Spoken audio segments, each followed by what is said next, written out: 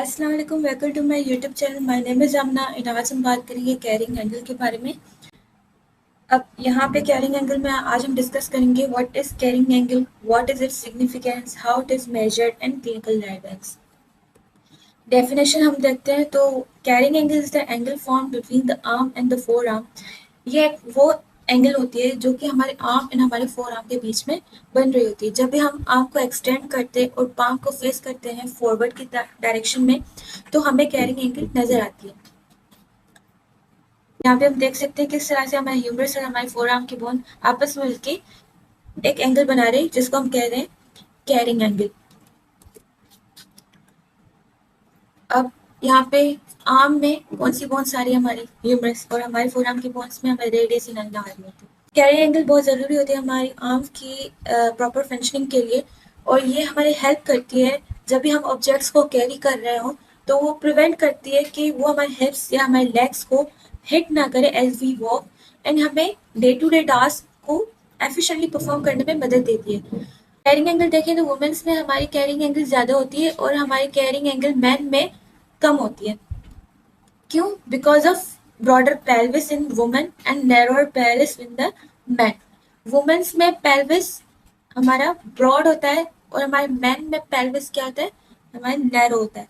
इसीलिए carrying angle हमारी women's में ज़्यादा रखी गई है और मैन में कैरिंग एंगल कम रखी गई है, ताकि ज़्यादा से ज़्यादा उनके हमारे आर्म और हमारे जो बॉडी है उसके बीच में डिस्टेंस बने। क्योंकि जब वुमेन में पेल्विस ब्रॉड है तो उसको ज़्यादा स्पेस चाहिए होती है, ताकि वो इस तरीके से प्रॉपरली फंक्शन कर पाए और कैरी कर पाए ऑब्जेक्ट्स को, और वो हिट भी ना करें और हम इजीली परफॉर्म कर सकें डे टू डे टास्क। और जब मैन में पेल्विस नैरो है तो उसमें इतनी ज़्यादा कैरिंग एंगल नहीं चाहिए होती। अब एनाटॉमिकल स्ट्रक्चर्स जो हमारे इन्वॉल्व होते हैं वो हमारे humerus and ulna and radius के बीच की स्ट्रक्चर्स हैं यहाँ पे। तो ह्यूमरस में देखें, जब ह्यूमरस हमारे अल्ना के कांटेक्ट में होता है तो ह्यूमरस का ट्रोक्लिया और हमारे अल्ना का ट्रोक्लियर नोच आपस में आर्टिकुलेट कर रहे होते हैं, और जब ह्यूमरस एंड रेडियस आपस में आर्टिकुलेट कर रहे हैं तो ह्यूमरस का कैपिचुलम और हमारे रेडियस का हेड, सही है, रेडियल हेड आपस में आर्टिकुलेट कर रहे हैं, और ये इंटरेक्शन फॉर्म कर रही होती है कैरिंग एंगल। अब कैरिंग एंगल हम मैन की बात करें तो कैरिंग एंगल मैन में हमें 5 to 15 डिग्री मिलती है, और हमारे वुमेन्स में कैरिंग एंगल 10 to 25 डिग्री हमें मिलती है।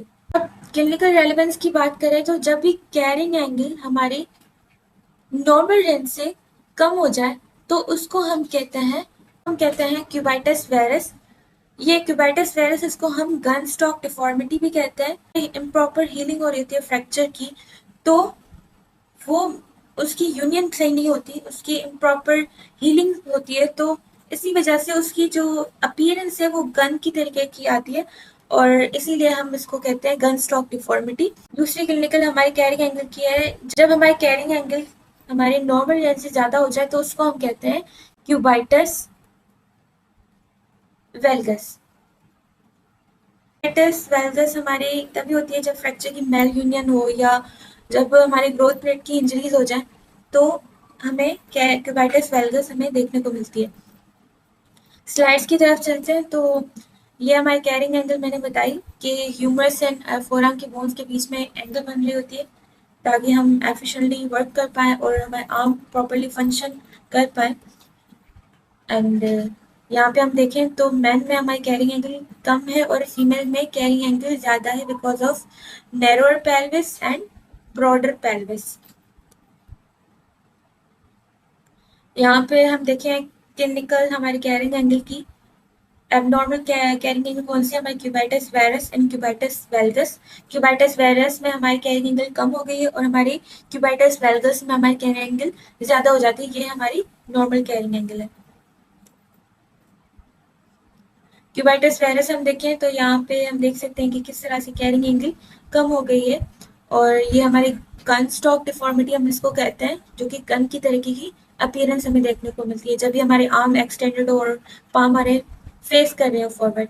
ये हमारे फ्रैक्चर जब इम्प्रॉपरली हील होता है तो हमें तभी ये कॉज होता है। क्यूबाइटस वेल्गस हम देखें तो नॉर्मल जो हमारी कैरिंग एंगल है उससे तो ज़्यादा ही हमारी कैरिंग एंगल यहाँ पे देखने को मिल रही है। सही है, तो यहाँ पे हम इसको कहते हैं क्यूबेटर वेलगस।